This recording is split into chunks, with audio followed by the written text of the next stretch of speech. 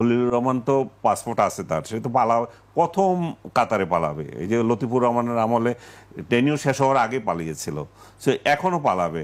So যারা যারা পালাতে পারবে না তারা কিভাবে করবে সেইগুলো নিয়ে আলাপ হয়েছে, সেগুলো নিয়ে সমঝোতা হয়েছে। আর ইলেকশন কিভাবে হবে তার একটা প্রক্রিয়া তৈরি আপনার কাছে করেছে। কেন মনে হচ্ছে তিনি পালাবেন? পালানোর কি কারণ আছে? উপায় আছে, এগুলো কি এখানে থাকতে পারবে? এগুলো কেন মনে হচ্ছে আসলে? কেন মনে হবে না? আপনি যখন একটা রাজনৈতিক দল যাকে আপনি বিচারের আগে বিচার করে রাজনীতিতে ইলেকশন করতে দিচ্ছেন না, যার একটা ভোট হলো, ভয়েস অফ আমেরিকা একটা করলো, 57% লোক চায় যে তারা ইলেকশন করুক, তো বাংলাদেশে একেবারে ফেলে দেন, মানে কিচ্ছু সমর্থন নাই, 30% তো আছে।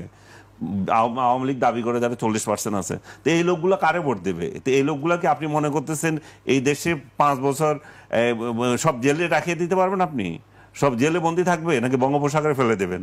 এবং আপনি যাদের বাড়ি আক্রমণ করেছেন, যাদের বাড়িঘর হামলা করেছেন, তারা আপনারা ছেড়ে দেবে?